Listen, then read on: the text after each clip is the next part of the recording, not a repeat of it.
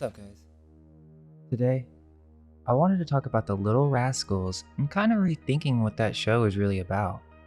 You could call it a fan theory, I guess, but at the same time, it's a peek into early Hollywood and the use of orphans in the early entertainment industry.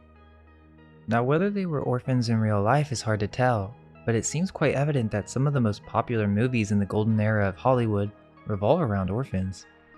Take Dorothy, for example, from The Wizard of Oz. There's something about this symbolism that is used consistently throughout the dawn of early film. I thought it would be interesting to consider that in connection with resets and repopulation. Why were there so many movies about orphans in the first 30 years of Hollywood? Well, one of the most famous shows ever is The Little Rascals. Now, if you're like me from the new generation, I didn't really watch this growing up at all. I only know about it because there was a movie made in 1994, and I did watch this growing up as I'd go to my friend's house and this was the only movie that he was allowed to watch. This and Sandlot, actually. So I didn't really see any of the older shows growing up, and I'm definitely not an expert. I'm just researching the past of this whole entire concept, trying to view it from an outside perspective, and it led me down this interesting rabbit hole, or theory I guess you could say. Perhaps there are things missing, but I would love an expert who knows everything about it to explain a few things because there's some really weird stuff going on in these old shows. So The Little Rascals is actually based on a film series called Our Gang, and it wasn't called Little Rascals from what I could tell, it was called Hal Roach's Rascals, which were a series of comedy short films chronicling a group of poor neighborhood children and their adventures, starting in 1922, and the production continued until 1944. Okay, so let's remember that. They're described as poor children. You see, from what I remember, it was just a group of kids who were just being kids. But it seems there are some details left out on the overall summaries of the show. That's what made this investigation difficult, is that there are many older episodes, which I've seen all the talkies and almost all of the silent films that are online, and I can't really find anything that is detailed on the lore behind all of this. Like, who are these kids, and why are they involved in all these weird scenarios, even secret societies? So let me ask you, are the Little Rascals orphans? If so, that would certainly put a huge spin on the entire show. Okay, so why are we talking about the Little Rascals? The Little Rascals is not just a show about poor children. First off, it's basically like the first show in Hollywood. We're talking about the early 1920s is when this all started, especially a show of its kind showing children of multiple races together going on adventures. It was huge, but it's mostly seen from a comedic view, that when watching the show, we're seeing the world from the point of view of the children. But what if there's something else going on? Something darker that doesn't get enough light, or at least I haven't seen anything explaining what this show is really about. Well, let's begin. Because remember, this show has some of the most iconic characters in Hollywood history. Alfalfa, Spanky, Darla, Froggy. Many of the bits are very well known. But this theory really brings into question everything about what this show is really about. So you're probably like, okay then, what is it about? What's so weird about the show? Okay, let's get started. I want you to see the Little Rascals from a whole new point of view, a new reality. The idea is that these little rascals are actually street orphans. They are orphans who constantly get in trouble and get moved home from home, and that's why they're little rascals. You little rascals! They can't seem to stay in one place. Not only that, but these street orphans are initiated in a secret society and have secret rituals. I know that sounds crazy, but hang with me. That's essentially what each episode is about, or at least originally. Now keep in mind that as the show progressed into the later seasons, they begin to have families for a longer period of time, but in the beginning of the Our Gang series, there is no question. This is a street gang of orphans, or children who do not have birth parents, or parents at all. This isn't a joke either, it's about to get super weird, and I couldn't even make this up if I wanted to. It's literally in the show. You will see it clearly if we go through some of the most bizarre episodes. It will become clear that there's something not quite right about this whole show. Well, first off, let's lay down some ground rules. the idea is that they're street orphans and they get moved around to different locations throughout the series. Okay, so once you're an orphan, you're always an orphan.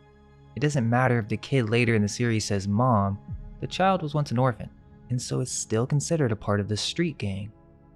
Also, the dog symbolizes everything I just said. It means a street orphan that is a part of the club. Sounds pretty wild, huh? This is also interesting because there are some connections to this show and the Cabbage Patches. We'll discuss that later. But if we can find clues that connect orphans to Cabbage Patches, then perhaps this suggests that they are related to one another. Not just that, but what is the connection between secret societies, mind control, and orphans? So keep in mind that there are a lot of episodes, many to consider, so I'll do my best to present, but it's an extremely difficult task. It may be best to start with just refreshing on probably what everyone is familiar with, or if you've seen the newest movie. Okay, so the main character, for me at least, is Spanky, who is the leader of the crew and the best character in my opinion. Then you have Alfalfa, which I'm sure all of you have heard of or seen at some point in time with his famous cowlick. A few more important characters are Froggy, Stymie, Buckwheat, and Porky. Then you have the bully Butch. That's pretty much all we need to know for now, and as we go back to the original silent film era, we can discuss some more characters because the crew kind of changes over the years as they got older. Okay, so let's talk about the 1994 movie for a second. So for me, the acting isn't even close to as good as the original characters from the older show. And think about it, the whole movie is about how this gang doesn't explicitly say orphans, but I do suspect they are even orphans in this newer movie, or the creators are aware that they are street urchins, as look at the outfits of the children in the club other than Spanky and Alfalfa. Not just that, was in the trash can, and Waldo, the rich character, is apparently the best son money can buy, and we get a clip of Donald Trump, who plays his father strangely. So, Waldo is an orphan. We will see that supported by older episodes later, but yeah, they don't really go into detail in the movie on these kids' living situations or their past.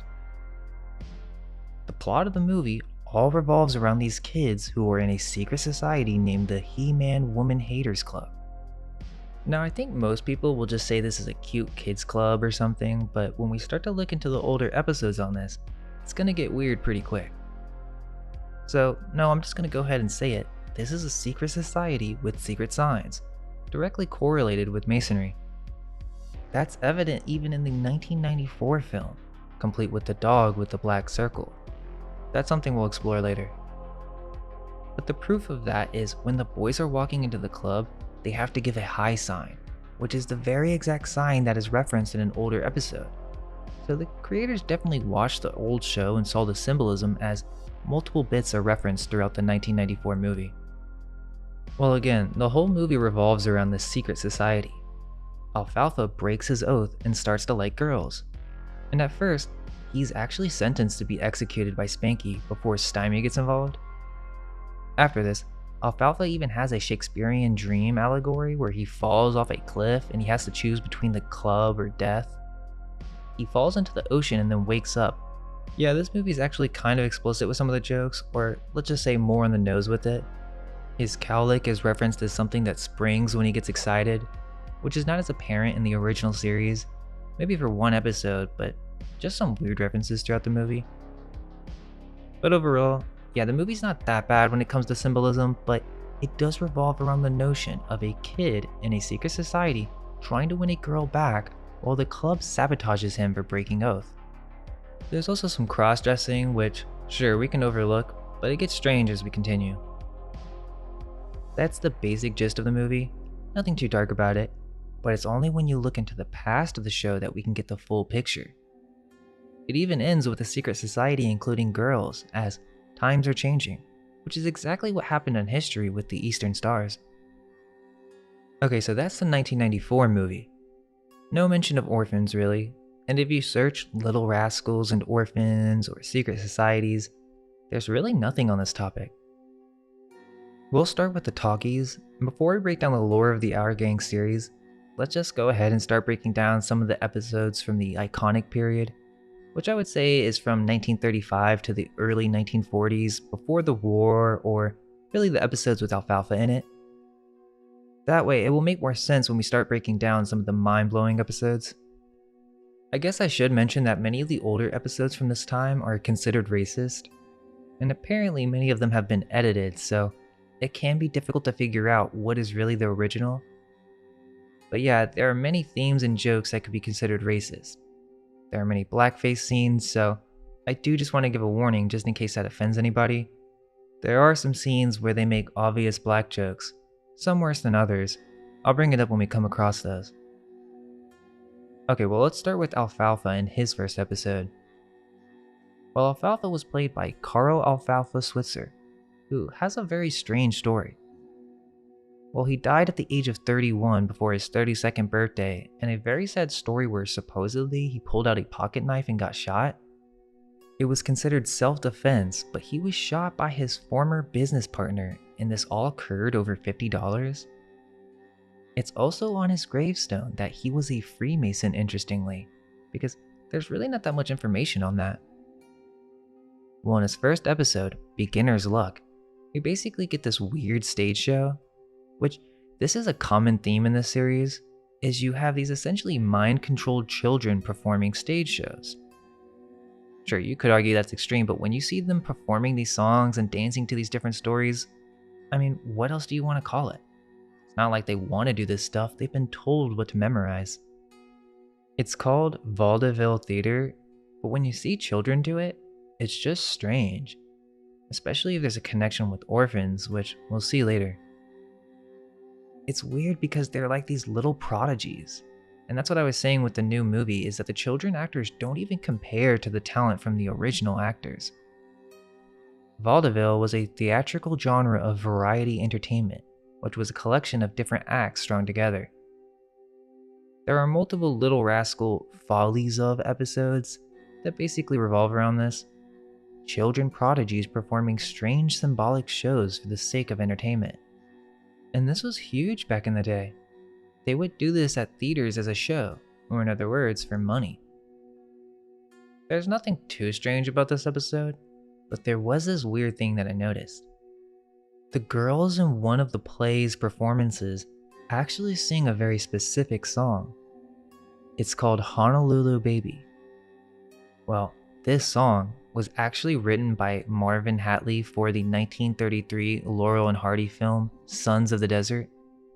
Which, look, I don't want to go into a whole different tangent here, but that film is weird. It's basically a comedy movie about secret societies, kind of making a joke of the whole matter while revealing certain things blatantly, such as ancient rites and oaths that must be abided by no matter what. Anyways, in that movie, it's a movie about Shriners, and also, by the way, it was produced by Hal Roach, the mind behind Little Rascals. Well, in Sons of the Desert, they sing this Honolulu song in the exact same fashion. I only noticed this because I watched the movie randomly and that song got stuck in my head, so there's some weird connection or nod going on there, and that song's not a famous song, it was made just for that movie. To understand this, Hal Roach was a huge figure in early Hollywood, and is essentially the creator of the Little Rascals or Our Gang show. They are Hal Roach's Rascals. Well, he would eventually team up with Harold Lloyd, someone who used to be extremely famous but not too many people know about him anymore. You've probably seen the scene of him hanging from the clock tower. Well, yeah, this guy was a master 33rd degree Freemason and was one of Hal Roach's partners. He's actually in the episode of Our Gang, in fact, so right there's no denying that Freemasonry was somewhat a part of this whole ordeal. Lloyd has some weird movies himself that we could break down where he tries to commit suicide and is brought to heaven to self-reflect. It's kind of like putting rituals in secret in early film. There's even blood in that scene, a cross or an X on some books in the background, and he even checks a dictionary for the word sepulcher as he's writing his death letter. So yeah, very strange, some Masonic allegory. Anyways, I digress. That's the background behind some of the creators of the show.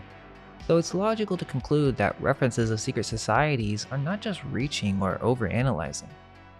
When we see this viewpoint of the children, their world, and the clubs that they were in, well, these are actually references to the clubs that the adults are in during that time, which If you were anyone big back in the day, you'd be associated with this secret society or fraternity of some kind.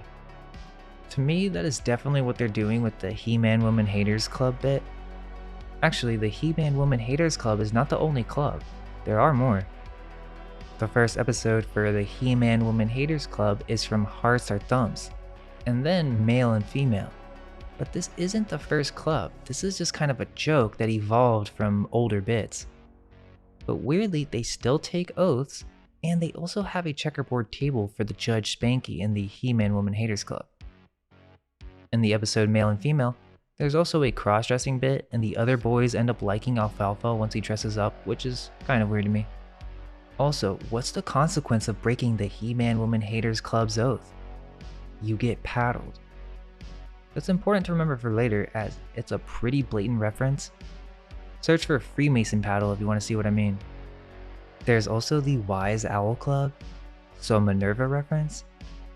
This is in the Fishy Tales episode, which this is just a bizarre episode. Some kind of play on William Tell, which is an old legend of an assassin, and Buckwheat kind of takes a joke for a moment, and then while looking in the mirror, Alfalfa accidentally shoots Butch in the back of the head. So Alfalfa is scared and they think Butch is going to beat him up, so they have to pretend that his foot has been dislocated. And they're in this Wise Owl Club room, which also the sign says sees all, says nothing, so secret stuff. Then inside, there's a clear square and compass on the wall. They make a fake foot so that it could trick Butch, but it's strange because he's just hammering this leg, and then Alfalfa's leg is secretly under the bed getting tickled, and eventually gets bit by crabs. Which doesn't seem by accident. Why were there crabs under the bed? Perhaps it was for the street cats that enter later, but why are they responsible for feeding the cats? And why is there a bed in here? What kids do you know that go out and build a secret lodge with a bed? It's kind of weird if you ask me. There is the Eagle Eye Detective Agency that features an eye on the door, and now Alfalfa has a secret name. He is X10. This is in the Hide and Shriek episode, but they're just pretending to be detectives. Okay, so then what's up with all this oath stuff? Why do they need to take oaths? Porky and Buckwheat both get the name X6, so 66. Well, in this episode, they accidentally get kidnapped. It wasn't on purpose, they randomly just hop in a crate, and this was on the back of a truck. But yeah, then they get taken to this haunted house, a grand opening, with some strange skull and bone symbols. Sure, a skull on its own is not that bad, but in this context, it is symbolic. So these kids basically wake up in the dark or inside of this haunted house, and once they come out of the crate, they don't know that this is a haunted house. So for them, this is a real experience. And keep in mind, the kids are still wearing their hats, which is weird and obviously has some type of meaning. Well, a voice comes on and tells them that few make it out of this place alive. So on the surface level, this is just a haunted house where the kids accidentally found themselves after deciding to be detectives. But on an esoteric level, this is some type of initiation ritual. They have to choose which door to go through, and if they choose the wrong one, they die. Interestingly, as they try to escape, there's a door that has a demon monster inside, and I want you to remember how this looks for later, as it's directly connected to an older episode. This is no accident, that is some type of demonic being with horns and smoke coming outside of its mouth. Notice the curtains. This is a behind the scenes look. Remember the eye from the beginning of the episode? So they start running, but it's one of those moving walkways, so they can't get away from this demon. Alfalfa's like, I can't run anymore, and just falls, and for him, he thinks he's going to die. But he wakes up on the other side, realizing that they had to face their fears. Then, if they want to escape, they need to sit on a bench, which here we realize that the voice is actually Lucifer or the devil. They didn't want to sit on the bench, so a skeleton with the head of the devil and a pitchfork comes out, and Alfalfa's like, okay, we'll do what you say. You may think, okay, well, it's just a ride. And I get that, but I don't know of any rides that have crossbones like this, and they also have a buzzsaw ready to chop off your head. That seems a little dangerous if you ask me. So they run out of this haunted house and they're terrified, and they never want to be detectives again. Then you have the All for One, One for All club, which has nothing to do with hating girls. It's exclusive to only the guys, and this is the club where they got the secret signs from in the 1994 movie. This All for One club is in the Alfalfa's Aunt episode, which is a very strange Alfalfa episode. It starts with the boys having a club meeting, and we see the same hand pointing icon from the previous hide and shriek episode, which in this one is pointing to the secret entrance. And then a goat comes running out just in case you didn't get what was going on here. Well, they have Phrygian caps or some type of hat wear for this club, and they also have dues or yearly payments to be able to be a part of the club. They have a high sign of brotherhood, and then they do this sign from the movie here as well. Next, we're introduced to a new character that has never been in previous shorts. Alfalfa's aunt Penelope, who decides to become a murder mystery author. This is weird because for some reason she decides to use the actual last name of the family. So what ends up happening is she drops a page from her novel, and it literally says that she has to kill her nephew, Alfalfa, because it's the only thing between her and the Switzer millions. I get that she was just using names for inspiration, but come on, what kind of person would write about this? Especially writing about killing your nephew in agony at a specific astrological timing? So Alfalfa reads this and gets really scared. What does he do? Well, he goes to his brothers in the club and asks for help because they are all for one. It's really weird because if you watch the series in order, this episode was much different, like with out of nowhere changes. But yeah, so Alfalfa reads this note. Dear X, I have discovered that only my nephew stands between me and the Switzer millions.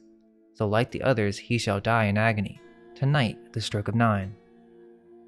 Penelope is reading a book called Famous Murders with a strange M character and also a blade with 3 drops of blood that looks pretty occult.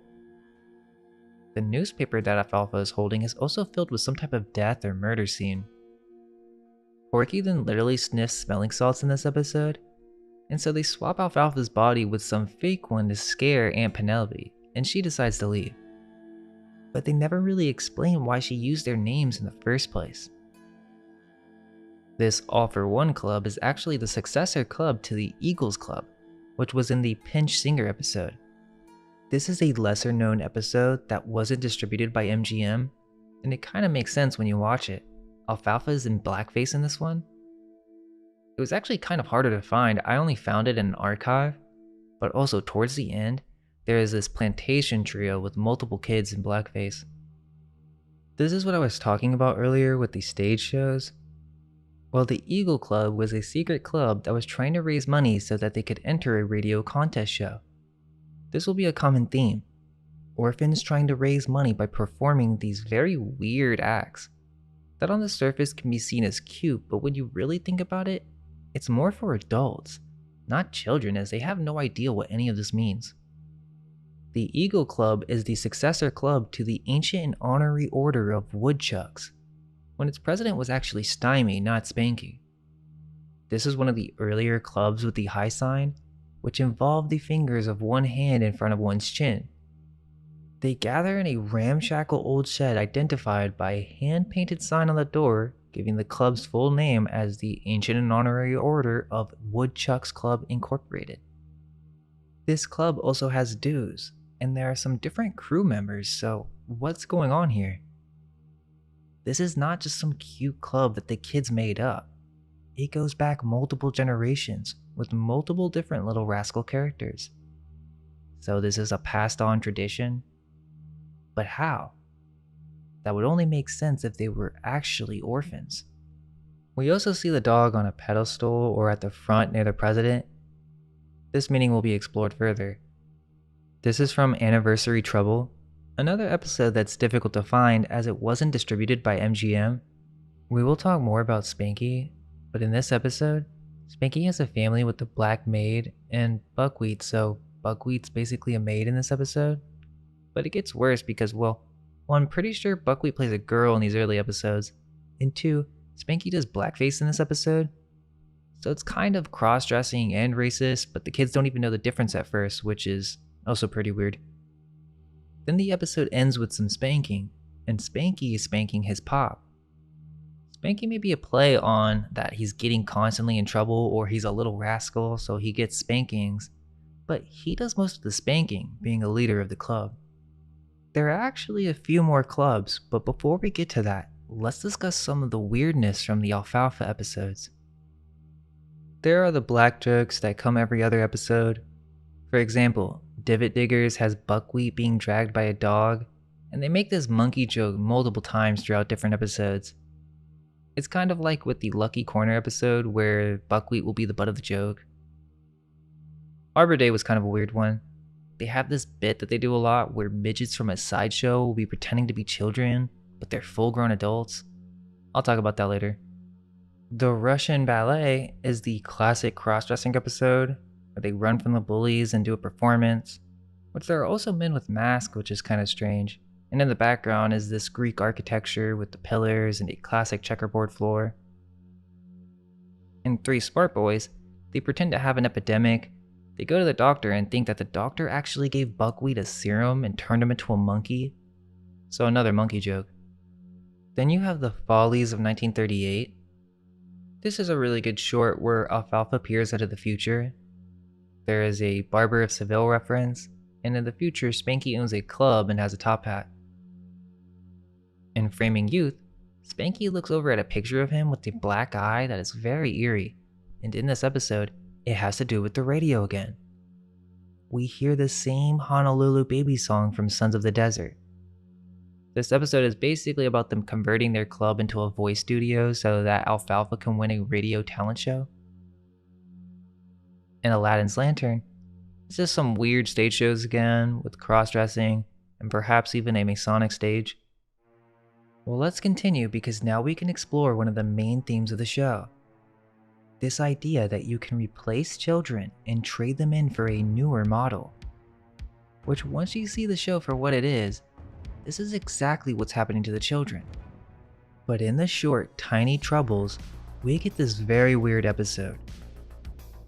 Okay, so it starts with the kids in jail and we learn about a light-fingered Lester, which is one of those midgets I was talking about. Well, he pretends to be a baby, and this is literally the movie Little Man. Not sure if you've ever seen that, but yeah, that's a wild movie. Anyways, Alfalfa couldn't get his baby brother to stop crying, which by the way was twins and Roman Holiday, so I suspect this is a new family entirely, but forgetting that for now.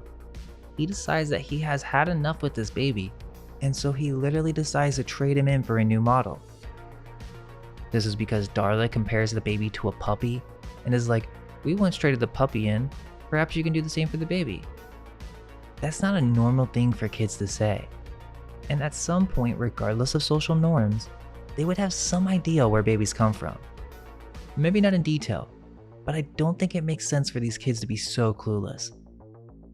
Well, apparently Alfalfa was told that his mom got his brother from a hollow tree in the park, and they actually believe this to be true, so they're like, okay, let's go to the tree and get a new baby. Forget this one. They even put a note on the baby, strangely. So they go there and light-fingered Lester is hiding from the police in the tree, and the crew shows up and thinks he's an actual infant. They're like, hey, there's a baby there now. And so they drop off Alfalfa's baby brother and actually leave him in the park alone while they take this new baby, which is actually a midget. Yeah, such a weird episode. He goes to Alfalfa's home, drinks beer, and smokes a cigar until the cops show up and takes everybody in.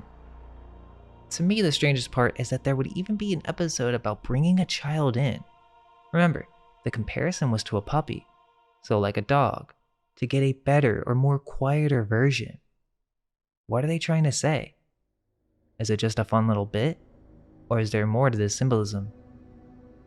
Well, we aren't done yet, and if you're skeptical, hang on for a moment, as there's some episodes that we'll discuss later that will show there's more to this all than just humor and funny gags.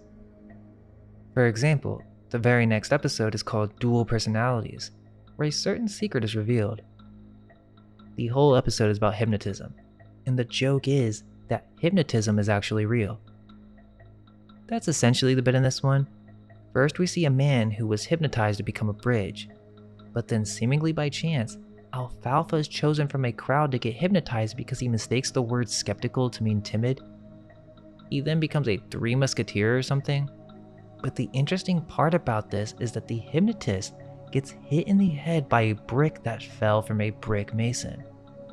And because this mason dropped a brick and hit the hypnotist, Alfalfa's now stuck in a trance state temporarily, where he truly believes to be a musketeer. You may be like, okay, so what? It's just a joke on hypnotism, not so bad. But you have to think about what we're talking about here. Orphans, children in early Hollywood. And at this time, the Labor Standards Act of 1938 was just enacted, so you think there were any laws against hypnotism? Of course, you can say it's not real, but they're telling you in this episode that it's real. And if it were possible, wouldn't that put a spin on this whole series? Perhaps it explains why these children were young prodigies. Then this episode involves a sword duel to the death with Butch and Alfalfa. Darla's even like, oh, they might kill each other over this. They literally even have a grave ready for the kids. Is this some type of weird ritual or something? Then they shoot each other with fake guns, but Darla ends up picking Waldo instead. The next episode is another common theme that's been done multiple times throughout the history of the series. The gang discovers that Porky's family can't pay rent, and there's this goat randomly, which you'll actually see in many episodes, especially the earlier ones. But yeah, so they put on this circus show to raise money, and they have like all these fake animals that aren't even real animals. There's an older short from the silent film era that has the exact concept where they're going through a strange mansion and you have all these bootleg animals. Interestingly, in this episode, Buckwheat plays the tribal Borneo man or the man-eater, but we'll discuss that more in a bit. You could even perhaps consider the end of this episode a hanged man reference, as Alfalfa is a daredevil and gets stuck on this rope swing that they attach to a donkey. Also, there's this Mr. Wilson, who is the guy at the beginning of the episode demanding for rent. This is an important character to remember for later, but later in this short, he goes to get some lemonade, but is unaware that the reason there's a discount is because the goat named Violet drank from it. And so he spits the drink out, throwing the rest of the drink on the goat's face, and then the goat kicks him. Now this Mr. Wilson is the same character from a previous episode where he owns an orphanage. This is the same actor, Clarence Wilson, who was in the episode Shrimps for a Day. So he's the leading staff or head at the Happy Home Orphanage, which we'll discuss shortly.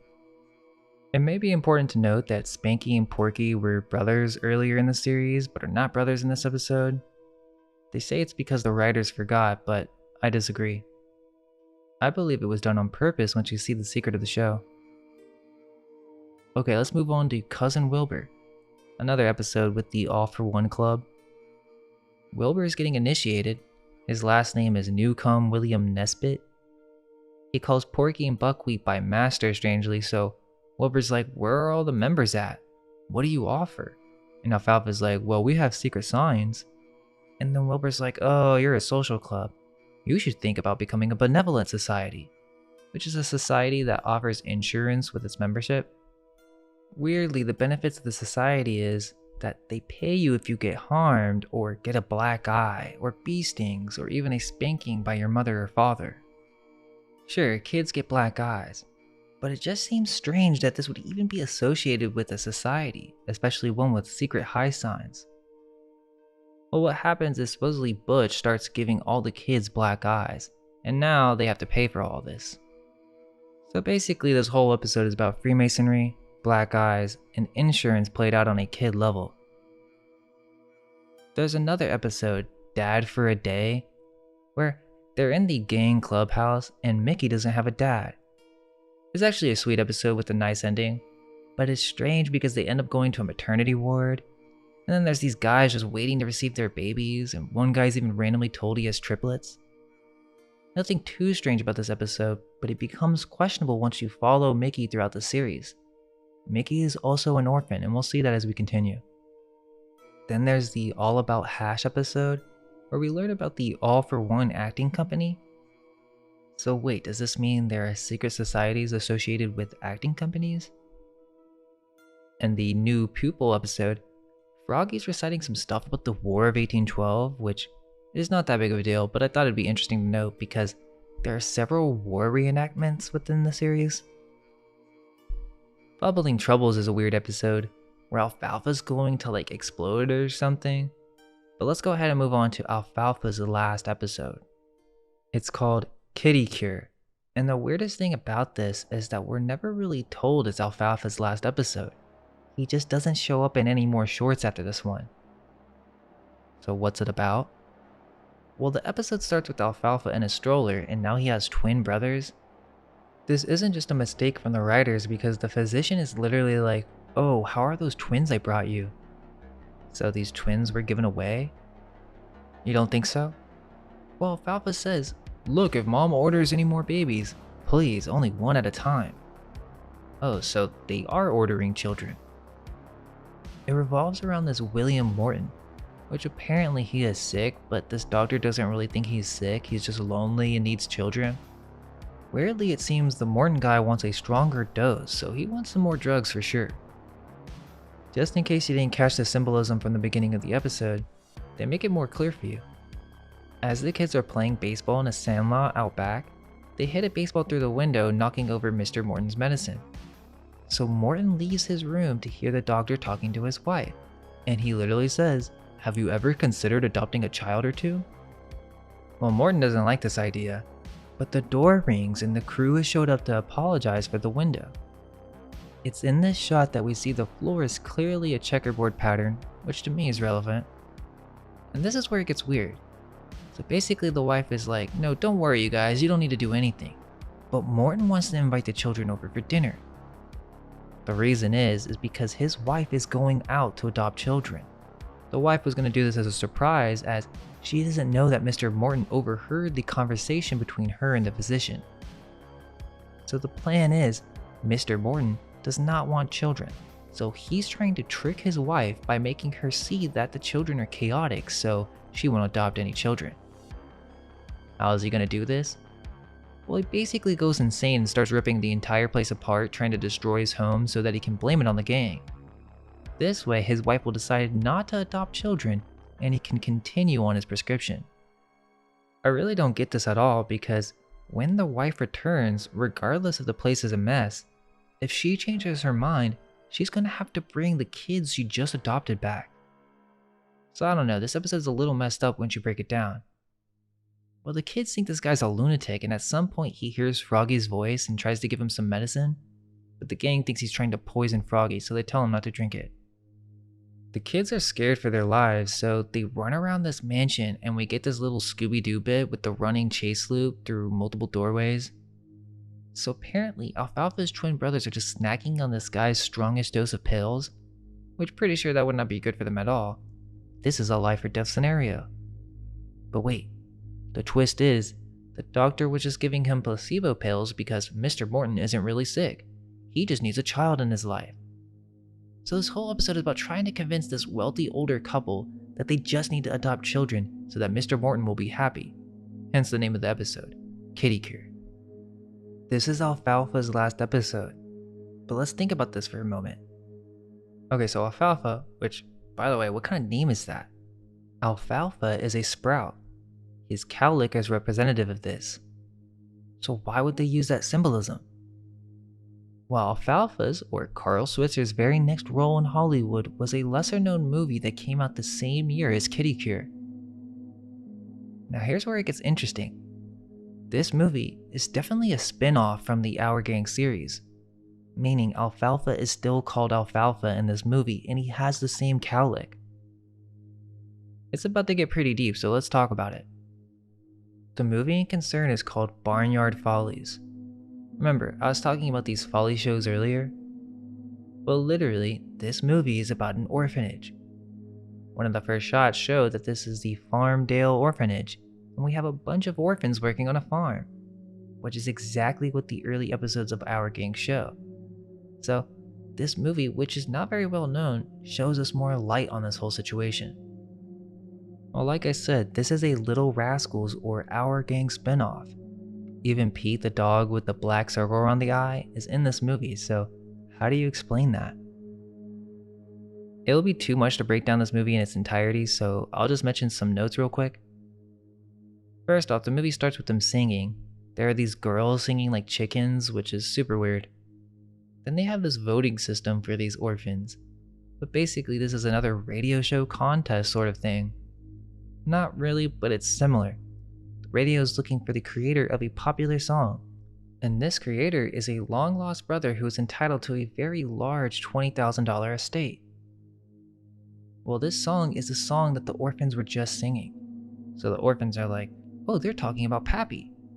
Which, interestingly, this radio program is suspect to me too, as if it was made just for orphans. It's called the Inheritance Program. I don't know, that's just a vibe I got from it. Bubbles, which seems to be the main character played by Mary Lee, knows who they're talking about because the song sounded familiar to all the orphans.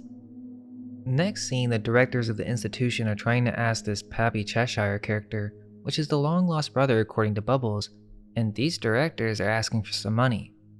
But Cheshire is busy helping a kid's leg. Hiram Crabtree is one of these directors of the orphanage. Possibly a Hiram Abiff reference? But also, Miss Crabtree is one of the famous teachers from the Little Rascals series, so not sure what that's all about. Pappy Cheshire is actually Zebediah Cheshire.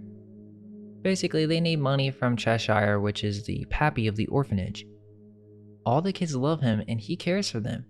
He gave his money to the orphans as a loan so that they could start making their own business and being self-sufficient. He wanted to help them get a better life.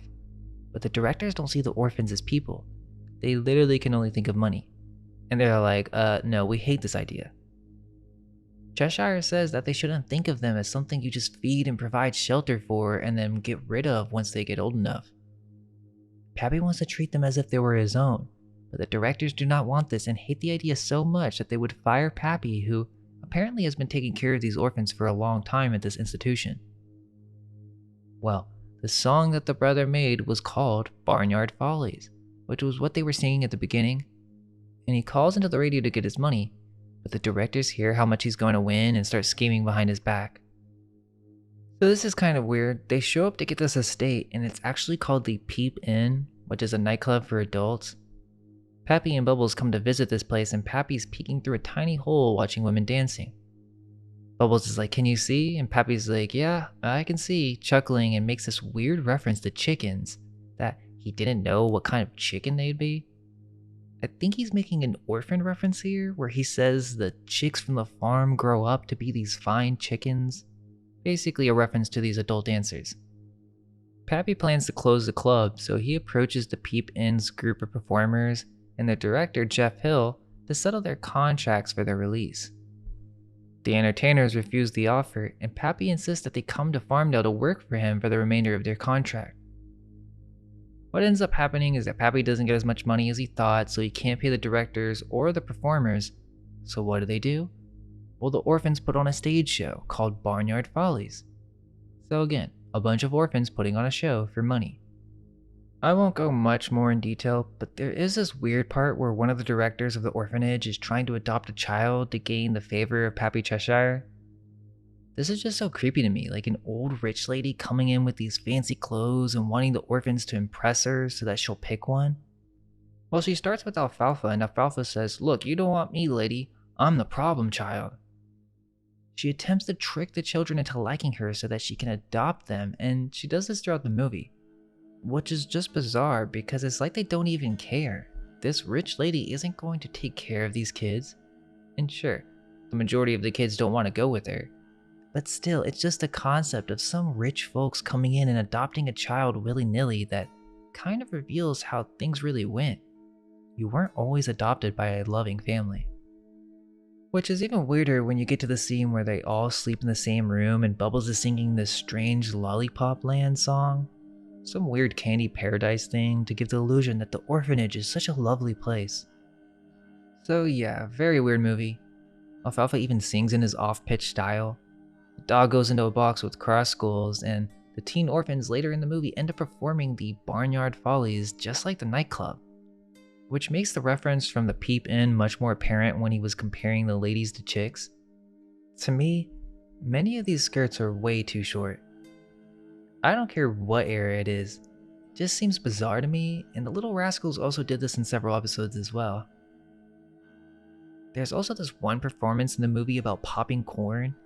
It's this weird song, but we see a cauldron, and corn is spelled with a K. So they don't seem to be singing about normal corn. Why a cauldron? And what's up with those weird cows in the background? The movie basically ends where we discover the directors did not care about the orphans at all and they were making money off them. That's why they didn't want them to be self sufficient. These orphans were just another business for them. So, why are we talking about this movie? Because I'm saying this is the same world from the Little Rascals. This is what happens to Alfalfa after the kitty cure episode. He gets returned and becomes an orphan again. That's the theory anyways, as why wouldn't we get any explanation on what happens to Alfalfa? And the dog is in this movie too, which is the symbol of an orphan who is in the club, which they even have a 4-H club in this movie too. Okay, well let's finish discussing Alfalfa. So we know in real life he was a mason. In a spin-off movie of the Little Rascals, we find out Alfalfa is an orphan.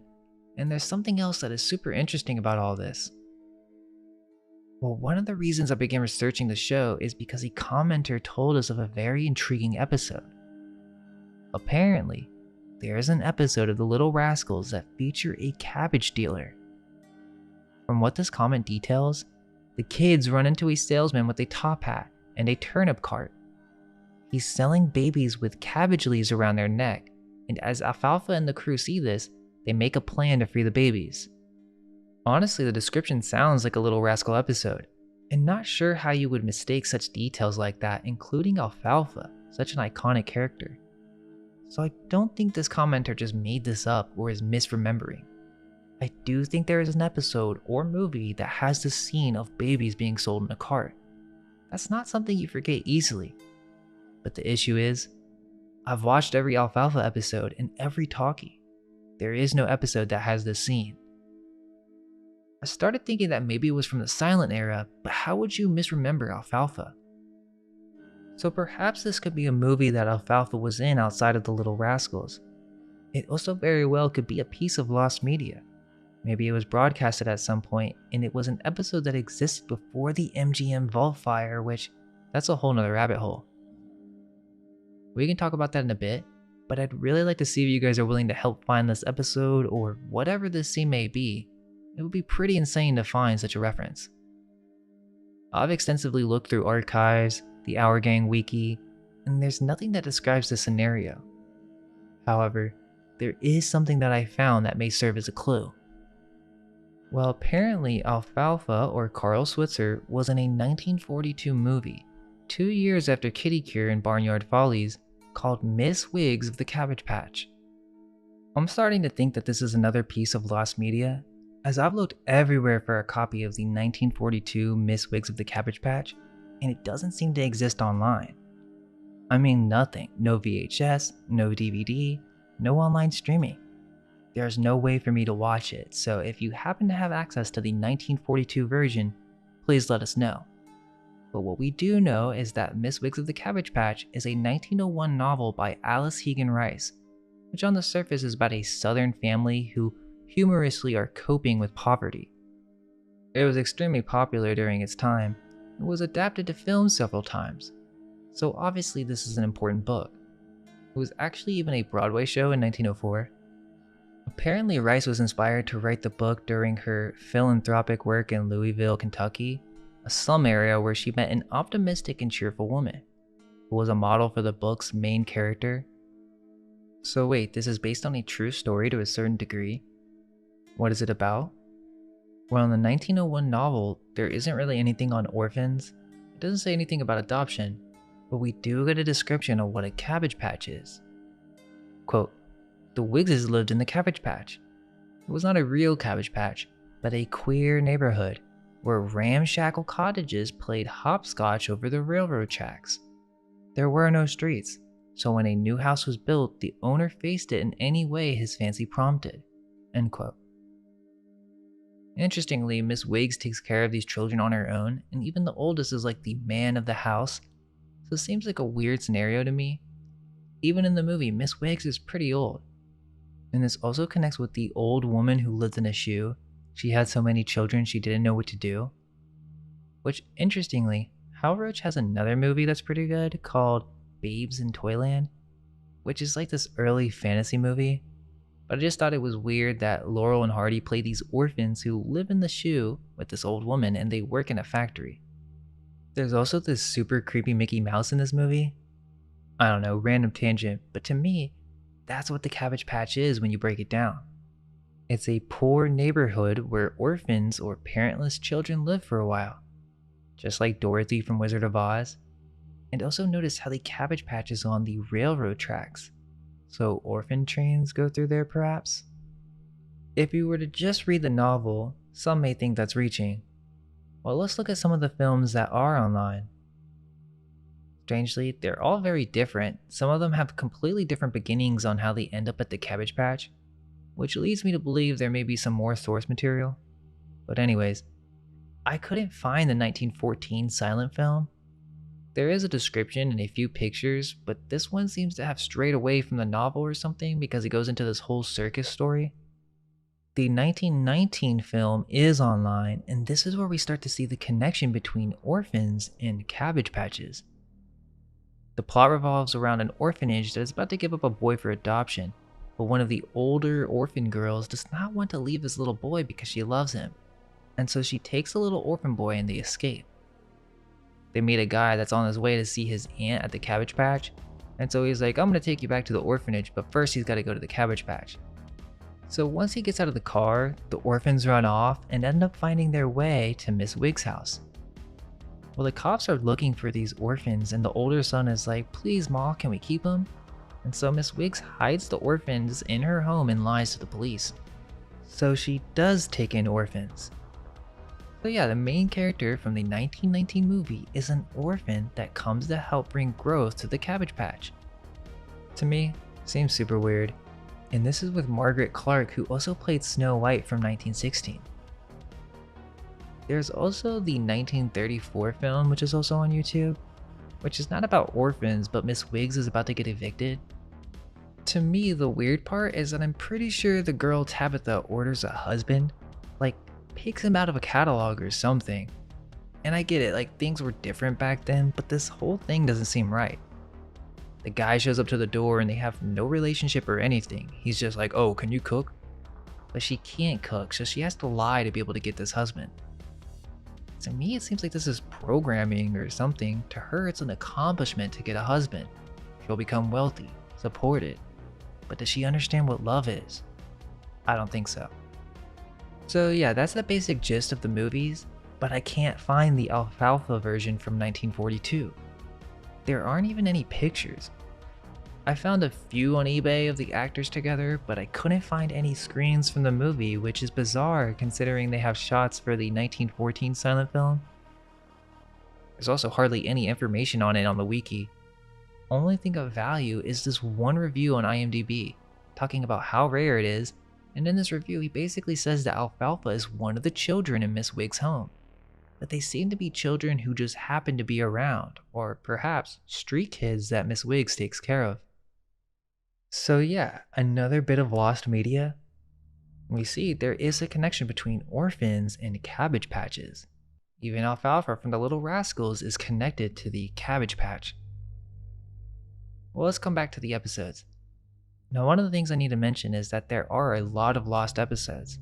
Episodes have been edited, and we must also consider that perhaps some were destroyed on purpose. When it comes to such a vast series that goes back to the early 1920s, we're talking possibly up to hundreds of hours of film if we include the silent and lost films. Simply keeping these films costed money. So you have to think, there has to be shots, maybe even entire episodes that never made it to the modern day. One of the big reasons for this was the 1965 MGM Vault fire, which is said to have started from an electrical short that ignited the stored nitrate film. Apparently this fire also killed at least one person. Hundreds of films were destroyed, including many older Our Gang shorts. What I find interesting is that some of these episodes have descriptions and seem to be very interesting episodes. Perhaps there are cases where episodes were deliberately destroyed because their symbolism or message was too blatant. One of these episodes that I found interesting was Heebie Jeebies, which is an older episode from 1927 that contains a hypnotist. The children are hypnotized to become animals. Farina makes up as a black cat that licks up the real kitten's milk and ruffles his back in comic indignation. The monkey takes some daring swings on the chandeliers while the little fat doggy bites all of the society ladies on the hands and other unmentionable locations. A clean, clever farce which will intrigue the children. That sounds like a really weird episode, but we can never view it because it was lost in the 1965 Vault Fire. Seems convenient if you ask me. There's also the Yale vs. Harvard Lost episode, which I'm sure would have some type of club references in it. Fair and Muddy is another lost episode from 1928, and interestingly, the description says, the gang live at the Gramercy Orphanage operated by Grandpa and Grandma Evans. Next door to the orphanage lives Amanda Schultz, a child-hating spinster who has a drawer filled with confiscated baseballs that she has taken from the kids. However, Amanda starts acting nice towards the gang after she receives a telegram stating that she must acquire a child of her own in order to inherit a bequest from a rich uncle. Grandpa Evans is suspicious of Amanda's actions and tells the kids to make life miserable for her. The gang sticks Amanda with pins, attack her chauffeur with a pea shooter, and set her friend ablaze. Then a rival gang arrives and a mud battle ensues. Amanda joins the mud bath and ends up winning it for the gang. This experience softens her as she realizes the gang made her feel like a child again. This lost episode is the original second childhood episode with Alfalfa where they make the older lady act like a kid again. So Second Childhood is a remake talkie of this lost silent episode. But the real question is, why did they remove the orphanage part? Crazy House is a 1928 lost episode where the gang are invited to lunch at Jean's house, which has been rewired for an April Fool's party. Then we have the Holy Terror from 1929, which featured a gorilla suit. The plot revolved around Mary Ann becoming a serious problem to other gang members, and so Joe Cobb is given the job of training and controlling her behavior, whatever that means. So I don't know, I found that very interesting that some of these lost episodes are quite bizarre, and it's possible that perhaps they contain things that someone didn't want us to see. To me, that's something that's rarely considered when it comes to lost media. For some reason, no one's willing to ask that question, but to me, it's completely plausible. Okay, but before we talk about Spanky's episodes, let's finish off with some of the newer episodes after Alfalfa because they kept going after he left. For example, Fightin' Fools, where they're literally doing some type of fake war. It's kind of like the Civil War and they're all wearing hats just to give this impression that the wars are staged.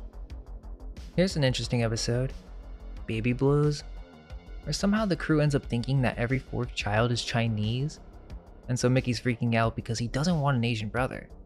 But then Spanky introduces them to Li Wong, which is a Chinese friend that we've never met. It's actually kind of sweet. They go and get a nice dinner and realize, you know what, it won't be so bad to have a Chinese brother. There's another reference to the All for One Club in the Ye Olde Minstrels episode. Seems kind of weird with the pyramid stage, and there's a mention of the burning of Rome. Oh, and this episode has another blackface scene. Weirdly, there's an episode with an AI robot. I thought that was kind of weird. In Helping Hands, Spanky starts an army and they have an infantry reserve. Infant? Come Back Miss Pips has the same orphanage older guy who is really mean, but this time he takes away their favorite teacher. In Melodies Old and New, there is a Choo Choo song, which will become relevant in a moment, and they are the bums of Greenpoint football. So they are bums. Going to the Press makes a reference to the Gas House Gang, which is another subject connected to Alfalfa as he's in the movie Gas House Kids from 1946, and it's about a group of unruly New York children from the Gas House District. This one's super weird because they print the newspapers with their butt, and the goat ends up eating the newspaper, but the final text says, "The goat is mightier than the pen," which seems to be a strange, subtle reference. So the secret society is mightier than the truth of what happened? Then there's the Don't Lie episode, which is another monkey-based episode. They think Buckwheat is telling lies, and so they take him blindfolded into a haunted house. So there's that haunted house symbolism again, with some type of initiation. And here, the monkey slaps Buckwheat's butt and tries to kidnap him. Then Buckwheat takes an oath to never lie again, although he never lied in the first place. In Surprised Parties, Froggy dresses as a girl. This is where we start to see the transition of Froggy becoming the lead character of the show. In Rover's Big Chance, they're playing baseball and the Gas House Gang is like the rival gang to the Our Gang now. There's a new dog and it seems that this is the new crew's dog. If it's the gang's dog, that means it's a street dog that they take care of. Remember, dog equals orphan, and they don't even have a license for the dog.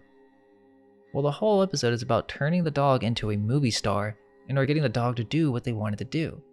And interestingly, the ending of this short has to do with a ventriloquist. What is a ventriloquist? Someone who controls a doll to do exactly what he wants. The very next episode is called Mighty Like a Goat. Like I said, many of these episodes feature goats, strangely. Well, they get their clothes dirty and they use some stinky cleaner to get rid of the dirt. Then they go to the movies and it's a murder mystery again. A murder every 2 minutes. Then the movie ends with their clothes in a grave and the children are naked. Seems weird to me. In Unexpected Riches, there's a black joke from the 1940s involving what the gang would get if they were rich and found Captain Kidd's treasure. Well, apparently Buckwheat would get a bunch of watermelon and fried chicken, so I guess that's a very old stereotype. Mickey wants to give back to his parents, which I'm pretty positive are his adoptive parents, as he literally says, "Y'all have been so good to me since I was a kid," meaning they didn't have him as a baby. Interestingly, there's a Family Troubles episode that involves a girl running away from home and joining the gang because she didn't get enough attention. Mickey says, "Don't do that, they're gonna put you in the orphan house." So wait, how would Mickey know about that? He knows because he's an orphan himself. And the girl's like, "I don't care, I'm disgusted with life." So she wants to go to the orphanage. Well, they end up going to try and get her adopted, but the girl's parents figure out that she went missing and they think the gang kidnapped her. So it does end on a good note, but what kind of storyline is this? It makes no sense unless you understand the secret of the show. Well, actually, in this episode, they start this whole adoption process at Miss Jones's, which is a couple with no kids. And they do this adoption bit as if they've heard it before. They are sales pitching a child to be bought essentially, because if you take in the child, you have to spend money to support it. It's an expense. They're trying to sell the child basically. So the lady pretends adopts her, but she's really mean, so they just leave to the streets, as if they're used to this type of behavior. They are the street gang, and they eventually go to a cave. Then they cook some food, smoke out the cave, and they have this coal on their face. Then there is the Farmhands episode, where they're all sleeping on the same bed. Sure, kids do this at sleepovers, but this is also something that orphans do when they have nowhere to sleep. Now at this point, the show begins to get a little propagandish because you can see the influence of the war on the episodes. But in election days, it's mainly Froggy and Mickey now, and Froggy's the head of the All for One club. This kind of proves that it's not just a friend club. Think about it, if you and your friends made a club, this isn't going to pass down to the next generation. That makes no sense if it's just a fun club that you and your friends made. So how did this All for One club survive for over a decade? Perhaps it's because there's something else going on. Well, in this episode, they divide the Secret Society Club into 2 different orders, one for all and all for one. In my opinion, the most adult or explicit episode of them all is perhaps the episode Little Miss Pinkerton. Literally, someone gets shot and killed in this episode, which surprised me, and the kids get kidnapped by robbers. The guy got shot while the kids were there, and it's not a joke at all. No other episode features violence like this one, and they even consider shooting the kids. They decide to keep them alive because their plan is to kidnap them and drop them off at another town, making them orphans once again, interestingly. There's even a part where one of the bad guys tries to use Froggy as a shield while the cops are chasing them and shooting from behind. The episode ends with Froggy taking the key out of the car and swallowing it, gets his stomach pumped, and then swallows the key again while giving a demonstration on what he did to escape. Okay, so I guess that's enough with the newer episodes, but I should mention that the very last Little Rascals episode is called Tale of a Dog. Why would they call it that? Perhaps there's some meaning to this dog? Well, this episode starts out with an orphan in a train yard with a dog. The black child Big Shot is going to leave on the train, so he's a street kid and he has to part ways with the street dog. which will leave this dog alone on the streets, so Buckwheat gets the dog and names the dog Smallpox for some reason. The crew ends up thinking that Buckwheat literally has smallpox when Buckwheat tells them over the phone about the dog, and this literally ends up causing a citywide panic because the kids tell the police about this. Anyway, it's a weird episode, but it ends with the gang realizing that, oh, it's not smallpox, it's a street dog.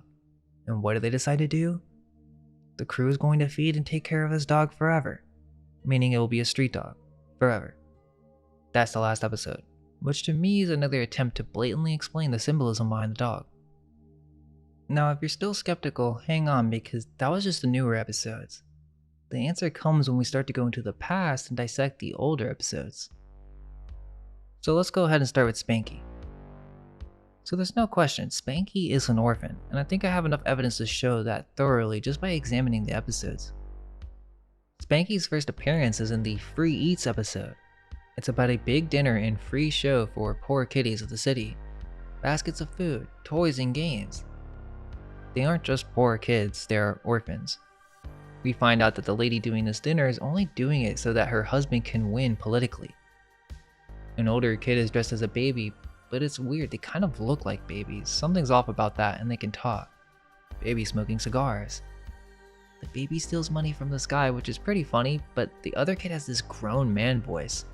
The voice layering is pretty crazy. So yeah, the babies are orphans or orphan thieves. They are full-grown adults smoking cigars. He even has a gun. But Spanky saves the day. The show ends with explaining that they're midgets. So the question is, are midgets small men that look like babies? Or are they babies or young orphans that act like men from having to survive by stealing? Remember, the incubators would grow these babies to enormous size. Perhaps that explains why these street gangs in real life were smoking cigarettes and acting like full-grown men. Then there's the episode called Spanky, which is the first Spanky-centered episode. And we see Spanky's family, which will change as we proceed. Spanky, the orphan, has a mom in this episode. He takes a bath, and his brother is Breezy, apparently. There's also some blackface within this episode, and Stymie plays Uncle Tom and gets whipped. There's also some more cross-dressing, even a shot where you see a cage on the head, which seems symbolic. Spanky's making a mess at home during all of this, and so they're having this show in the living room of this big house downstairs, so Spanky's upstairs. It seems to be an orphanage.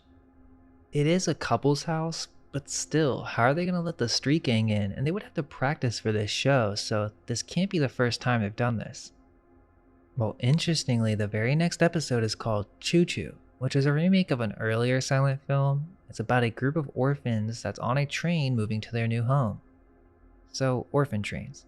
And a group within these orphans is like, oh, let's leave the train and go be cowboys and fight Indians. So they make their own gang, and these orphans switch with the Little Rascals. They switch places. They're both orphans, and they swap places. Spanky's here too randomly, which seems weird because he's way too young. So the crew get on an orphan train by switching place with orphans. In the episode Pooch, we get some more dog symbolism. Stymie has been the gang leader for a while now, and for some reason, Spanky's out here with Stymie. He's a little too young if you ask me, so he must be a street orphan at this point. They're going house to house begging for food, like a dog, for dog food. Imagine that in the modern day, if you just had two poor kids or orphans show up at your door asking for food. Wouldn't happen. She even calls him a beggar. Well, they're stealing for the dog, but they're really stealing for themselves because they eat the dog food too? So are they dogs? There's even a shot where Spanky's in a cage barking like a dog, and Pete is Stymie's dog. They were going to gas him, but the dog got away. Thought that was a weird reference to include. Then there's the Hook and Ladder episode, which is a firefighter club with chiefs. The hats with the X and backward S seem strange, and why is Spanky here? He's way too young to be hanging out in the streets like this, but wait, what's going on? They're sleeping here? They even force Spanky to take medicine. Apparently Spanky has worms. The medicine that they give is most likely castor oil, which will connect with the future episode in a moment. So yeah, Spanky's an orphan here. They live in this farm barn orphanage together, some type of farm that they turned into a house. There's also this card in this episode that's pulled by a goat. Make of that what you will. But towards the end, Spanky chugs his medicine bottle, and when asked what happened, he says, "I gave it to the worms." So we find out this whole fireman thing was so that they could earn a reward. They saw a listing in the newspaper that asked for help with the fire. So essentially they're doing this whole thing so that they can make money to survive. Next we have freewheeling, where we see the castor oil once again. So yeah, Dickie's an orphan here too, and he has his own nurse or nanny. Must be some fancy orphanage. Well, he's a little rascal and has this brace on his back because his mom or adoptive mother doesn't want him to be able to move freely. She even calls his friends or the gang a bunch of street urchins. So there you go, they're street orphans. So now it seems Dickie is the leader of the orphan crew, which makes no sense if these are his real parents. If he was just adopted, it would be more clear. Also, Stymie's mammy does their laundry, so they are rich parents. Why would a rich kid be associated with street urchins? The next episode is Birthday Blues, and apparently now Spanky's living with Dickie. So they adopted Spanky? Wait, hang on, these are new parents for Dickie too. So that means they're both living with a new family. As I was describing, they were little rascals or bad behaved street urchins, so they keep getting sent back for a newer, more behaved model. He even says Ma. It's not his real mom, he just says that for each new family. This is a street kid, an orphan. Also, Stymie pulls his little brother Cotton by a rope. Kind of weird, because they're trying to feed all these other kids or orphans. But Dickie brings the street gang to his new home and they ruin the place, so he gets punished. But Dickie gets out of this by giving his mother a dress or some shoes or something that so when they go to church, the whole church is shocked or laughing, so the mom gets really embarrassed. They don't say this, but the idea is, once you start to catch on, oh, those little rascals, now they're going to become orphans again. Then there is the A Lad and a Lamp episode, which there are a couple Aladdin or wish-based episodes throughout the series, but on this one, they're all wishing for a bunch of things because they're orphans. But this episode has some weird racial humor. Spanky decides to wish for a monkey, and then he starts chanting that he wishes Cotton was a monkey. Some more monkey jokes. What's weird is that Cotton actually gets swapped for a monkey and they all believe it. This episode ends with an artwork featuring a checkerboard pattern and a pillar. Next episode is Fish Hooky. Crew is on the street again with Spanky.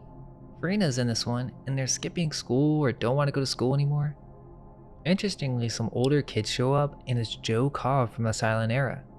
They want the new Our Gang to go fish hooky with them, meaning these kids from the older Our Gang episodes are not going to school anymore and are already off working at this age, which would make sense for this time period. Miss Crabtree is no longer the teacher anymore. It's a new teacher, Miss Cornman, Corn with a K. The truant officer and Miss Cornman are from the earlier episodes as well. Mickey Daniels plays the truant officer, and Mary Cornman was one of the first of the crew. So we're seeing essentially what these orphans or street rascals become once they grow up, as they're actually playing themselves. They're not playing new roles. This actually connects with one of Hal Roach's other shows called The Boyfriends, which is like the teen version of Our Gang. One thing that I thought was weird is for a brief period during the early 1930s, Hal Roach made the most of talkie technology by opening some of his comedies not with painted title cards, but having the credits spoken in tandem by fancifully attired twins, Beverly and Betty Mae Crane. By 1931, the novelty had worn thin, and Roach reverted to conventional title cards. Interesting that their last name is Crane. Well, the strangest short from this Boyfriend series is the last episode, but I can bring that up in a moment. Okay, so back to the Little Rascals. So the next short after Fish Hooky is called Forgotten Babies. Somehow the crew is taking care of babies. Are they forgotten babies? Well, they try to get rid of the babies so they can go swimming, and Spanky says something about shooting the storks. They even mention the storks delivered the babies or something like that. Now in this episode, Spanky's not Dickie's brother. Dickie threatens to tell the cops about Spanky so they'll put him in jail. The baby also looks like Mickey from newer episodes.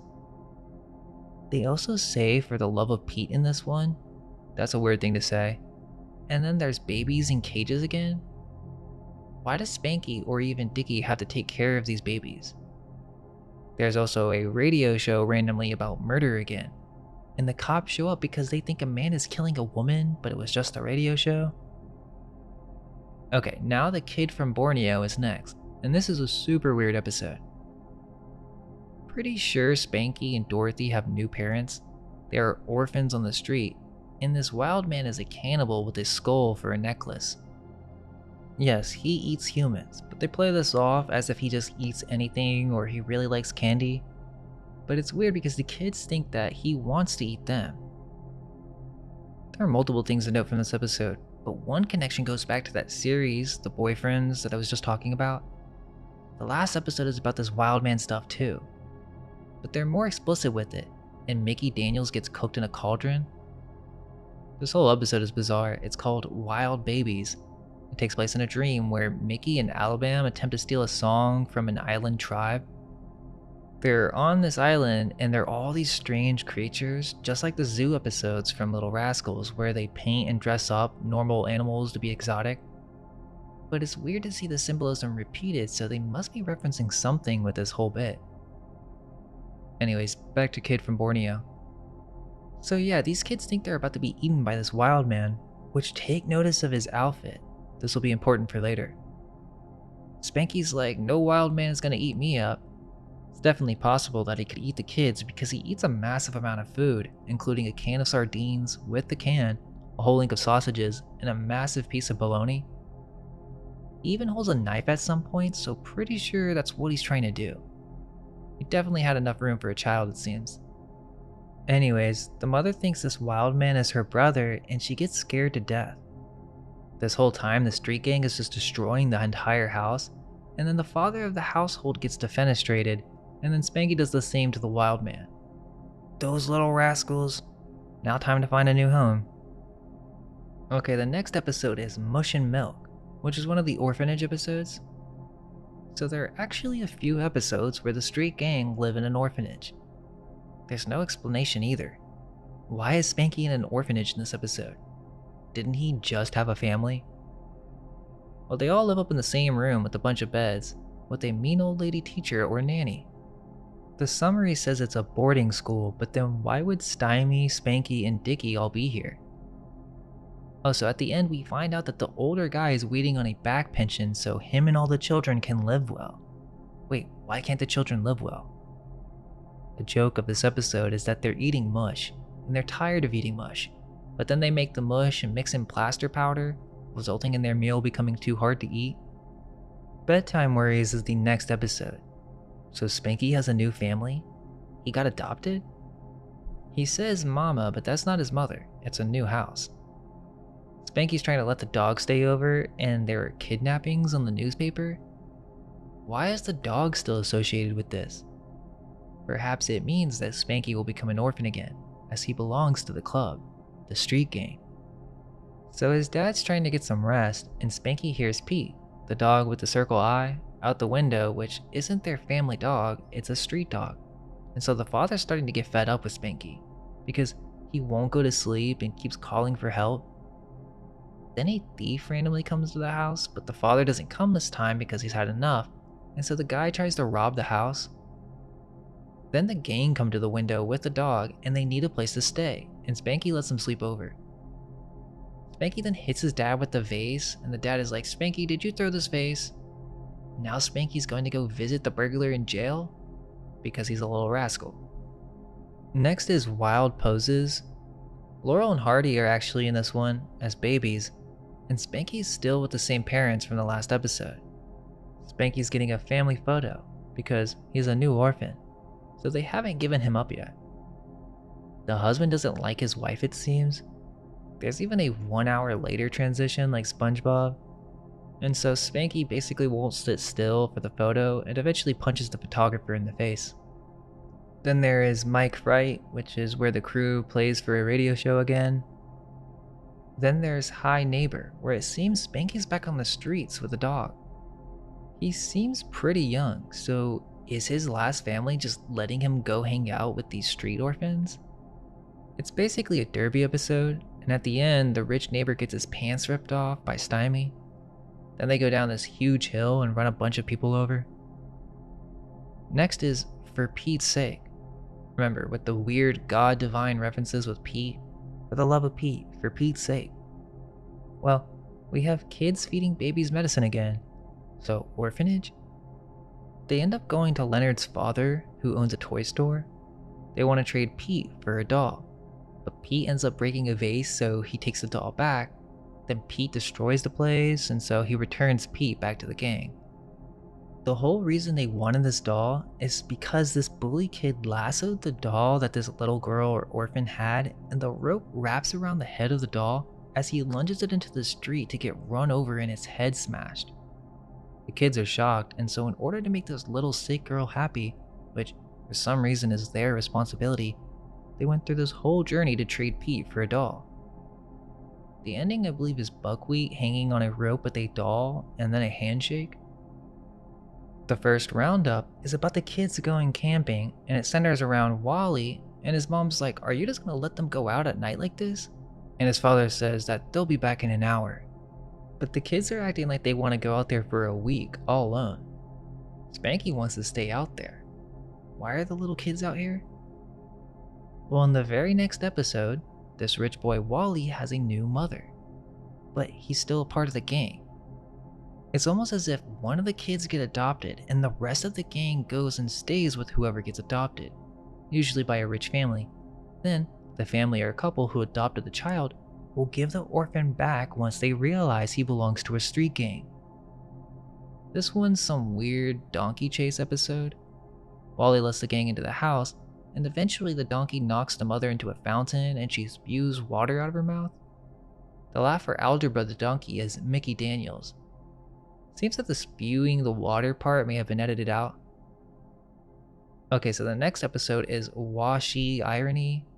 Wally is now Waldo, and he has a new mother, but he's still playing with the gang. They're playing football and getting dragged by the dog. There's also another goat. They actually get a ride from the goat around town, then they drink water and do this weird spit cleaning thing. Then there is the Mama's Little Pirate episode. Now this one's crazy. So Spanky has a new family. I mean, what are we on now? Like 3 different parents? And his new father is reading a newspaper about treasures found in a nearby cave. He steals a candle and they're going into the cave, and he wraps a rope around Buckwheat's neck to keep a path. Buckwheat is a girl in this episode too, and they actually pull on the rope and make Buckwheat, the girl, fall in a hole. Pretty bizarre. What are we, mice or men? Spanky also astral projects in this episode, which I thought was pretty crazy, or an out-of-body experience you could say. They go into an underground cave to find gold, and they get lost because they pulled on Buckwheat, dragging him along. So they are lost. But then they find a door underground, and a giant lives down here. The Little Rascals basically has everything, even giants. So yeah, he then grabs the kids and hangs them on meat hooks to be eaten. I could imagine this being pretty traumatizing for a child, and there are also glue traps, so there's no way for them to escape.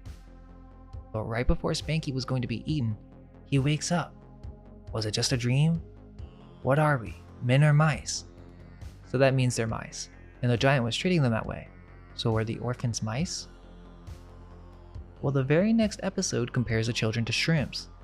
It's episode 133, called Shrimps for a Day. This is 2 episodes before Alfalfa's first episode. We start off with a view of the Happy Home Orphanage, and the gang is living here. Wait, so that proves it. Why is Spanky here? This is the old guy that I was talking about earlier that was asking for rent and trying to take the teacher away?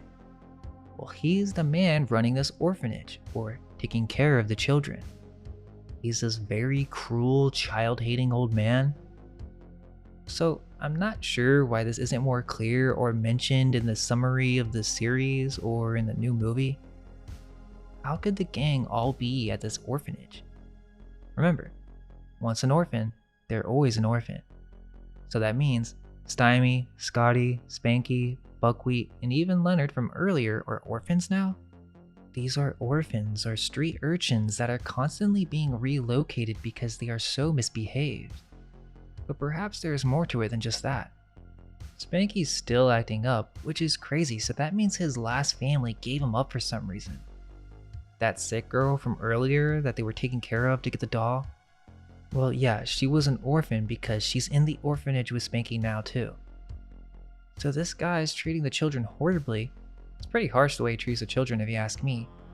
Well, the orphanage is invited to a rich dinner party, and at this party, a couple is trying to find one of the orphans and they find a magical lamp. Then they wish to become children again and it actually comes true. And these are the midgets in future episodes, but in this episode they are converted into children. Then they get rounded up and mistaken for orphans, so they are taken back to the orphanage and see for themselves how bad this place really is. There's this weird scene with the bullies and there are multiple orphans per bed. Spanky has another candle in this episode when they're trying to leave, and then there's this weird scene also where they're forced to take castor oil. I was talking about this earlier, and Spanky isn't having any of it and pushes it into Mr. Crutch's mouth. The two adult children eventually get out and wish to be adults again. Now they've exposed what kind of stuff goes on in this place, and they even say it's like a jail. It ends with Spanky wishing Mr. Crutch to be a kid, and then he beats him up. Also, there actually was a Little Rascals or Our Gang movie. Well, I guess it's considered a spin-off, but Spanky, Buckwheat, and Alfalfa are in it, and it's called General Spanky from 1936. Now this movie was actually pretty hard to find. It's not online, but I ended up watching it and the whole storyline is that Spanky is a shoe-shining orphan. Buckwheat plays a runaway slave and some of his parts got edited out on the movie. Well, Spanky goes up to the sky with a top hat to shine his shoe. We come to find out that this older gentleman, Marsh, is also an orphan. I'll save the summary so that we can move on quickly, but overall it's a pretty good movie. The only thing that I want to bring up is that the whole plot is centered around orphans and their secret club. Spanky literally plays an orphan in this movie. Also, in the movie, their club is called the Royal Protection of Women and Children Regiment Club of the World in Mississippi River. They literally do initiations in a secret cave, and then Spanky initiates Marsh and eventually the general. There are oaths, actually blood oaths, and then they do this whole crowning the king initiation. They do this initiation and oaths in a secret cave and they must not reveal any secrets or the location of the club. So yeah, it kind of reiterates what I was saying about the orphans in a club. There are still many more episodes that I haven't mentioned, but I'll just get to some of the older talkies. Oh, and I didn't mention, Little Sinner has some weird cult baptism with a solar eclipse. Just has like a completely different vibe to it, and it actually scares the kids too. But let's rewind a bit and let's talk about the first talkie. The first talkie is called Small Talk, and they are all orphans, and it actually says that in the summary of this short. It's about orphans wanting to be adopted by nice families and wishing for something better than spinach. Weezer, the youngest, is adopted by a wealthy couple, and then all of the gang come visit Weezer. So, this is exactly what I was saying earlier. Then, Mary Ann is adopted, and then the couple's friends adopt the rest of the children, and Farina is adopted by the maid. So Joe, Weezer, Mary, and Pete's here too. Everyone in this episode is an orphan. And let's keep in mind, that's the first talkie. The next episode is called Railroadin', which seems like another nod to the orphan trains. While there are actually several train episodes that revolve around them playing on the rail tracks, why are these kids out here playing around with trains? And there's this weird bit that's even in the early silent films too, where they run over one of the gang members with a train. They're fine because there's enough space under the train as it passes, but still, kinda strange. They're also going super fast in this episode too. Then there's Lazy Days. The black children are taking care of animals on a farm and there's even babies crying. Then there's the episode Bouncing Babies. Mary and Weezer are at their new home. The dog Pete is here for some reason. Well, Weezer decides to take a baby doll that's crying back to the hospital in exchange for a goat. So Pete's tied to the crib and they drag this doll out to the streets. He goes to the hospital and asks for a goat for the baby. Where would he get such an idea like this? Then the mother finds out and still lets him cross this busy street several times. It looks pretty dangerous for such a little kid to be out there with the dog alone. But remember, this means he's a street kid, a full-grown adult in a kid's body. The cops even try to arrest him, treating him like a normal civilian. Moan and Groan Incorporated is an episode about a lunatic that moans and groans, and there's this strange Chinese finger stuff. Not sure what's going on there, but there's another baby here? What's the gang doing back on the streets? There's also this weird scene with this guy upside down, and his keys are hanging by a chain as he's upside down standing on his head blowing a whistle. But he's an officer, not a nursemaid. Which is actually what he was doing, so that would mean they were orphans. There's also this weird creepy guy. Why is Weezer and Mary over here? And Farina actually hangs from a rope for a second, and also hops in an oven at some point. The first 7 years episode is probably the first talking She Loves Me Not bit. I'm pretty sure there's another one from the silent era. Then there's the Wind Blows, which has a black girl and white face. Interestingly, we see a black family home in this episode. Then there is the Teacher's Pet, which they are making references to the children as pets. Jackie's in love with Miss Crabtree, and what's with these names? Chubby, Weezer, like their names, including Spanky and Alfalfa, are proof that they're orphans. Why do they have these weird names? In School's Out, we have Miss Crabtree. Crabtree is the last name of Harem in Barnyard Follies. They're talking about getting married, and Farina is like, I'm gonna raise all my kids the same, and that he doesn't want to get married. So he's assuming you can have or obtain children without a woman.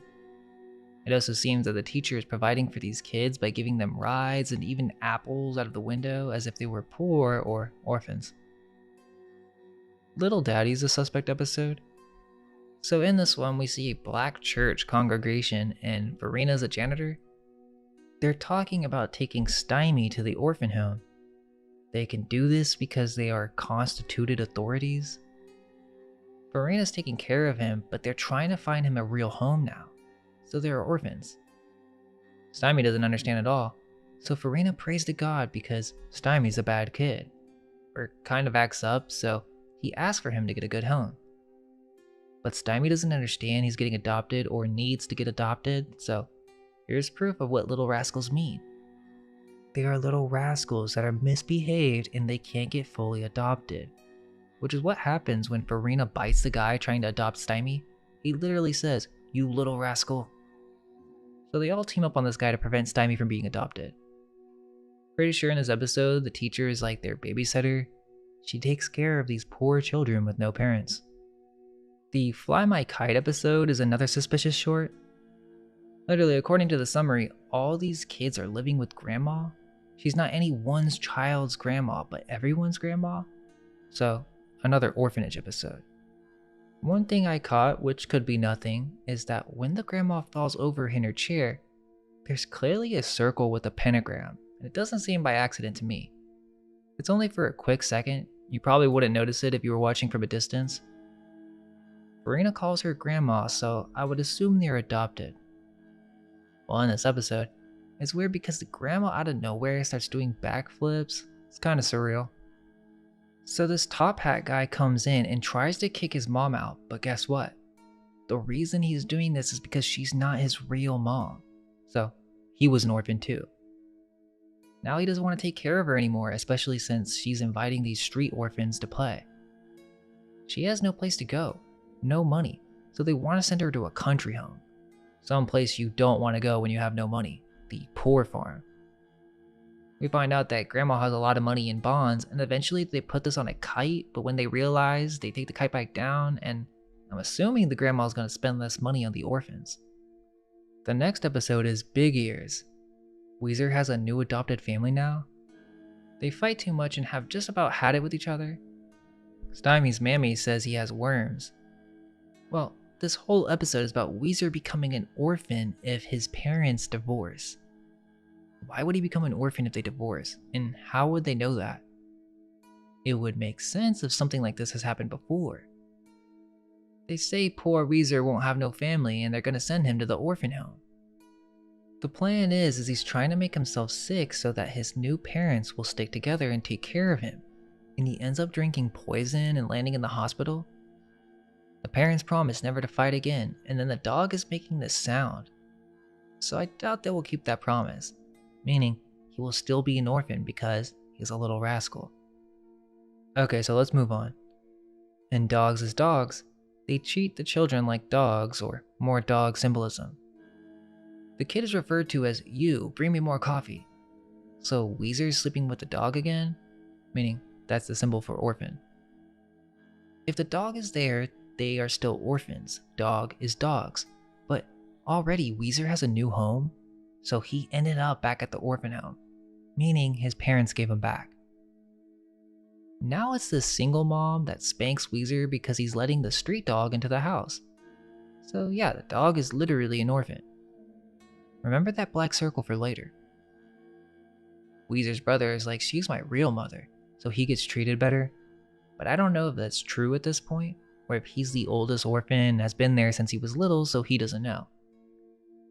Stymie shows up, so he must still be a street orphan, and he calls the nanny an old pelican, hoping that she's fed Weezer because she's so mean. Weezer's brother gets fed well, while he eats mush, which is another nod to orphanages. Then eventually the dog gets accused of eating a chicken, and this guy tries to shoot Pete, the orphan dog. But this is because Weezer's older brother lied about Pete eating the chicken. At the end of the episode, another lady, apparently Weezer's aunt, has come in and now she's his new mother. So that's about 3 times Weezer has moved families because he's a little rascal. In Readin' and Writin', Weezer has a different nanny and a different home. He calls this lady mom, not auntie, so he's in another home and the dog's there, so orphan. He's going to school for the first time and they steal some apples, which is another orphan thing. This episode features the Secret Order of the Winking Eye and the High Master Mogul. Okay, so that's pretty much all the talkies. There are a few I didn't mention, but I just wanted to compile all the very weird episodes and symbolic references so that you can see it all at once. Something very strange is going on with this show. But we're still not done. We haven't talked about the silent film era. It would be too much to break it all down, so I'm only going to mention a few of the most insane ones. There are a couple that I'm fairly certain will shock you, and one in particular that most of you will find pretty disturbing, and we can end with that. Interestingly, there's a silent film called The Fourth Alarm, which features Coney Island, and they're feeding medicine to a baby with a worm. They also sleep in a barn with a cross X on the top. Lots of goats in these early silent films. The original for Fourth Alarm was firefighters, which is another common theme where these orphans have to work together to put out fires.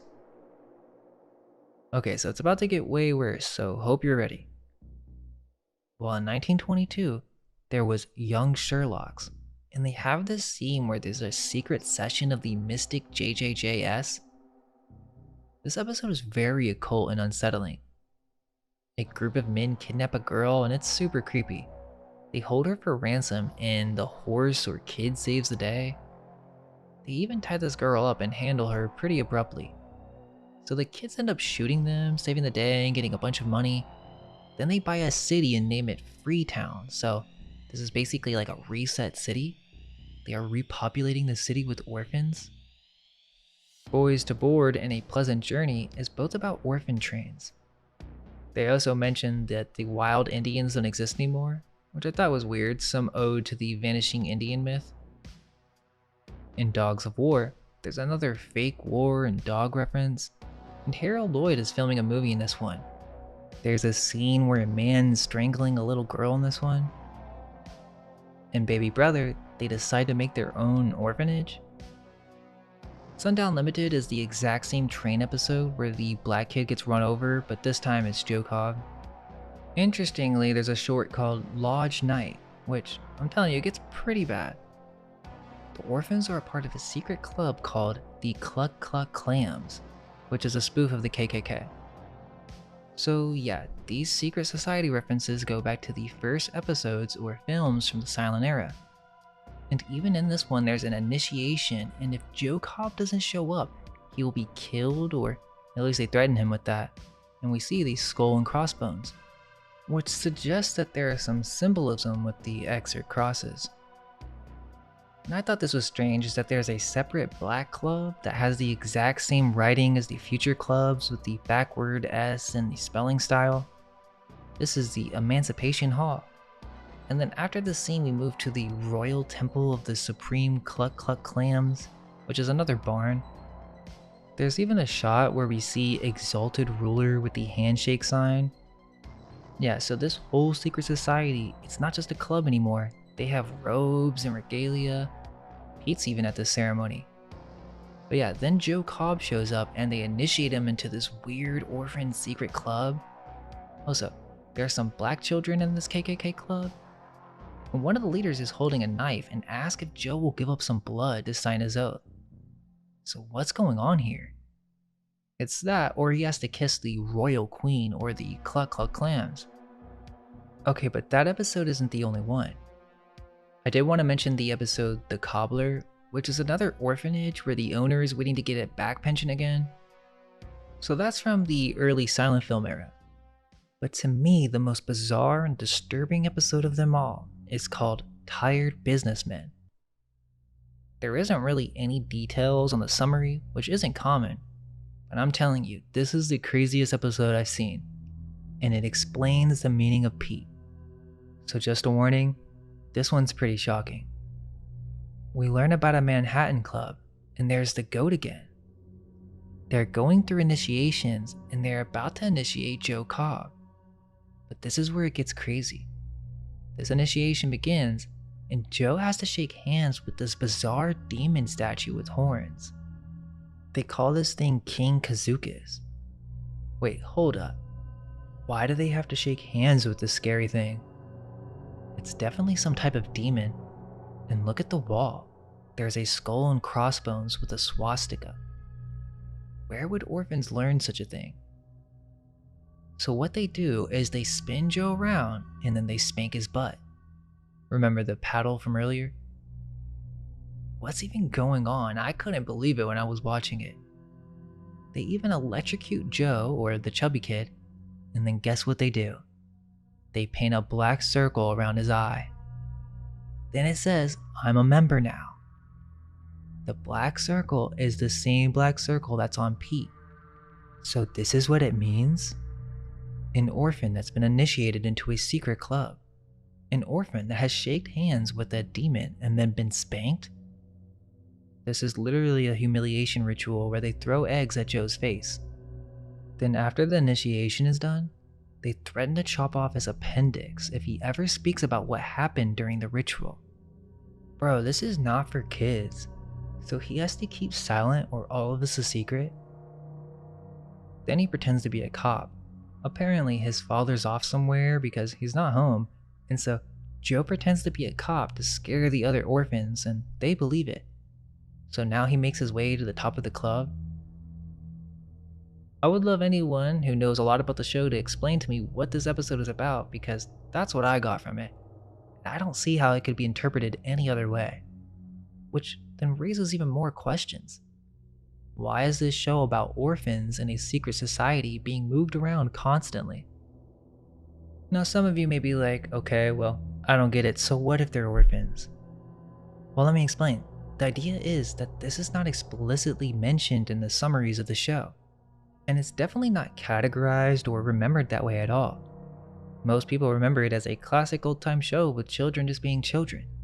It's not mentioned in the summaries of the show that they are parentless or even in a secret society. It's not mentioned in the forums. It's not mentioned anywhere that I could find that these kids are orphans, although it's blatantly a part of the lore. Once we establish that they're orphans, the show takes a new perspective because they're constantly being moved to different living situations and parents, which makes it really sad and not funny at all. There are many early movies about orphans. How could this early period of Hollywood be considered progress or the golden era? Yet, there are countless references to orphans living on the streets. Perhaps this was reflective of the time and there were a bunch of orphans that needed parents in the early 1900s. But where did these orphans come from? I'm not gonna go into the whole Little Rascals curse stuff, but you can go down that route and come to your own conclusions. I'm not saying it's true, because there are some members who lived happy lives. However, some of the cast died in tragic ways. So yeah, that's about it for now. I just sort of wanted to go over some of the weirdest episodes of this classic TV show that's obviously about orphans. If anyone knows what that episode is with the cabbage dealer and alfalfa, we'd love some help with finding whatever that may be. It could be another movie, or perhaps alfalfa wasn't in it and it was another character. But here's the description just in case you want to search for it. Let us know if there's anything else involving the Little Rascals, Cabbage Patches, or orphans in early Hollywood that would be of interest. We're very thankful for all your comments, so please let us know what you think. If you wish to support us, please consider checking out our first book, which is on the Cabbage Babies. Thanks for watching, and all we can hope is that our minds may be unveiled. Let go of everything you think to be true. Relax the mind and ask the question, do I truly understand what this reality is?